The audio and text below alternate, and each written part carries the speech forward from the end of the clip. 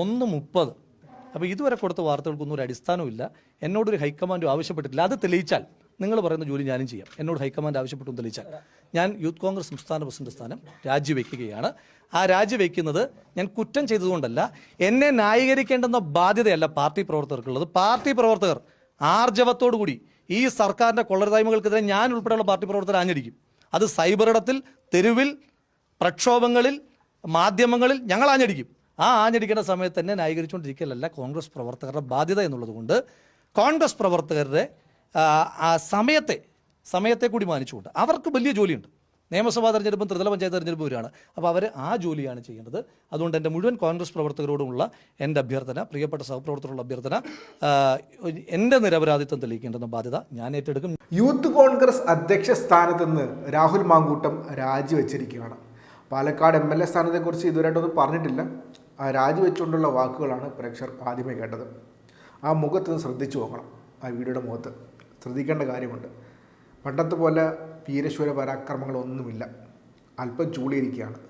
അതുമാത്രമല്ല, തൻ്റെ നിരപരാധിത്വം തെളിയിക്കുമെന്നും തൻ്റെ പേര് ഇതുവരെ പറഞ്ഞിട്ടില്ലെന്നും ആ പറഞ്ഞത് ഇന്നലെ നടി റിനി ആൻ ജോർജ് വന്ന് പറഞ്ഞ വെളിപ്പെടുത്തൽ തനിക്കെതിരെ ഉള്ളതാണെന്ന് താൻ കരുതുന്നില്ലെന്നും രാഹുൽ മാങ്കൂട്ടം കൂട്ടിച്ചേർത്തിട്ടുണ്ട്. പിന്നെ എന്തിനാണ് രാജിവെച്ച് ചോദിച്ചപ്പോഴത്തേക്കും അതിനുള്ള മറുപടിയായിട്ട് അദ്ദേഹം പറഞ്ഞ കാര്യം പ്രേക്ഷകർ ആദ്യമേ കേട്ടു. ഇലക്ഷൻ വരാനിരിക്കുകയാണ്, CPM-നെതിരെ പോരാടേണ്ട സമയമാണ്. ആ സമയത്ത് എന്നെ ന്യായീകരിക്കാൻ വേണ്ടി പ്രവർത്തകർ ഇറങ്ങേണ്ട ആവശ്യമില്ല, അതുകൊണ്ടാണ് ഞാൻ രാജിവെക്കുന്നത്, അതിനാലാണ് ഞാൻ രാജിവെക്കുന്നതെന്നാണ് രാഹുൽ മാങ്കൂട്ടം പറഞ്ഞിട്ടുള്ളത്. വളരെ മഹത്തരമായ കാരണമാണ് എന്ന് എടുത്തു തന്നെ പറയാം. എന്തൊക്കെയായാലും കഴിഞ്ഞ കുറച്ച് നാളുകളായിട്ട്, കഴിഞ്ഞ ഒരു മാസമായിട്ട് സാമൂഹ്യ മാധ്യമങ്ങളിലും സൈബർ സ്പേസിലും പറഞ്ഞ കാര്യങ്ങൾ ഇന്നലെ നടി മാധ്യമ പ്രവർത്തകയുമായിട്ടുള്ള റിനി ആൻ ജോർജ് വ്യക്തമാക്കിയത് കൂടി ചെയ്തപ്പോഴത്തേക്കും ഗത്യന്തരമില്ലാതെയാണ് അദ്ദേഹത്തിൻ്റെ രാജി. ആ രാജി, രാഹുൽ മാങ്കൂട്ടത്തിൻ്റെ ഈ രാജിയോടെ ഒരു കാര്യം ഉറപ്പാണ്, ഈ പറഞ്ഞതിനകത്തല്ലാതെ കാര്യമുണ്ട്. അതുമാത്രമല്ല, ലീഗിൻ്റെ വനിതാ നേതാവായ ഫാത്തിമ തഹലിയ വിശ്വസനീയമാണ് ഈ പരാതിയിലെന്ന കാര്യം കൂടി എടുത്ത് പറഞ്ഞിട്ടുണ്ട്. അപ്പോൾ പിന്നെ ഇനി എന്ത് നടപടിയാണ് വരാൻ പോകുന്നതാണ് ഏറ്റവും സുപ്രധാനമായ കാര്യം. യൂത്ത് കോൺഗ്രസിൻ്റെ പുതിയ അധ്യക്ഷൻ ആര് എന്ന കാര്യം കൂടിയുണ്ട്. എന്തൊക്കെയായാലും കോൺഗ്രസ് വളരെ രസകരമായിട്ട് മുന്നോട്ട് പോയിക്കൊണ്ടിരിക്കുകയാണ്. ഇന്ന് രാവിലത്തെ VD സതീശൻ്റെ പത്രസമ്മേളനം വരെ വളരെ രസകരമായിരുന്നു.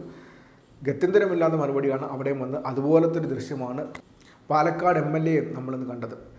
പാലക്കാട് MLAയുടെ ആ വാക്കുകൾ നമുക്ക് ഒന്നുകൂടെ കേൾക്കാം. രാജ്യപ്രഖ്യാപനം, താൻ രാജിവെക്കുകയാണ് യൂത്ത് കോൺഗ്രസ് അധ്യക്ഷ സ്ഥാനത്ത് നിന്ന്. പാലക്കാട് MLA സ്ഥാനത്ത് രാജിവെക്കുമെന്നുള്ള സുപ്രധാനമായ ചോദ്യമാണ്.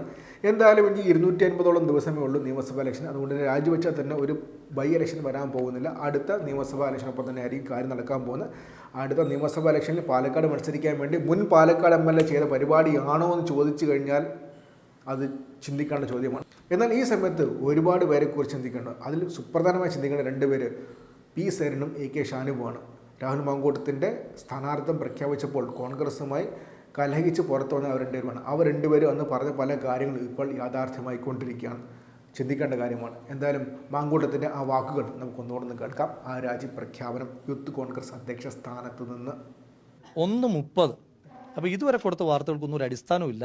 എന്നോടൊരു ഹൈക്കമാൻഡ് ആവശ്യപ്പെട്ടിട്ടില്ല. അത് തെളിയിച്ചാൽ നിങ്ങൾ പറയുന്ന ജോലി ഞാനും ചെയ്യാം. എന്നോട് ഹൈക്കമാൻഡ് ആവശ്യപ്പെട്ടു തെളിയിച്ചാൽ ഞാൻ യൂത്ത് കോൺഗ്രസ് സംസ്ഥാന പ്രസിഡന്റ് സ്ഥാനം രാജിവെക്കുകയാണ്. ആ രാജിവെക്കുന്നത് ഞാൻ കുറ്റം ചെയ്തതുകൊണ്ടല്ല, എന്നെ ന്യായീകരിക്കേണ്ടുന്ന ബാധ്യതയല്ല പാർട്ടി പ്രവർത്തകർക്കുള്ളത്. പാർട്ടി പ്രവർത്തകർ ആർജവത്തോടുകൂടി ഈ സർക്കാരിൻ്റെ കൊള്ളരുതായ്മകൾക്കെതിരെ ഞാൻ ഉൾപ്പെടെയുള്ള പാർട്ടി പ്രവർത്തകർ ആഞ്ഞടിക്കും. അത് സൈബറിടത്തിൽ, തെരുവിൽ, പ്രക്ഷോഭങ്ങളിൽ, മാധ്യമങ്ങളിൽ ഞങ്ങൾ ആഞ്ഞടിക്കും. ആ ആഞ്ഞടിക്കേണ്ട സമയത്ത് തന്നെ ന്യായീകരിച്ചുകൊണ്ടിരിക്കലല്ല കോൺഗ്രസ് പ്രവർത്തകരുടെ ബാധ്യത എന്നുള്ളത് കൊണ്ട് കോൺഗ്രസ് പ്രവർത്തകരുടെ സമയത്തെ കൂടി മാനിച്ചുകൊണ്ട് അവർക്ക് വലിയ ജോലിയുണ്ട്. നിയമസഭാ തെരഞ്ഞെടുപ്പും ത്രിതല പഞ്ചായത്ത് തെരഞ്ഞെടുപ്പും വരികയാണ്. അപ്പോൾ അവർ ആ ജോലിയാണ് ചെയ്യേണ്ടത്. അതുകൊണ്ട് എൻ്റെ മുഴുവൻ കോൺഗ്രസ് പ്രവർത്തകരോടുമുള്ള എൻ്റെ അഭ്യർത്ഥന, പ്രിയപ്പെട്ട സഹപ്രവർത്തകരുടെ അഭ്യർത്ഥന, എൻ്റെ നിരപരാധിത്വം തെളിയിക്കേണ്ടുന്ന ബാധ്യത ഞാൻ ഏറ്റെടുക്കും.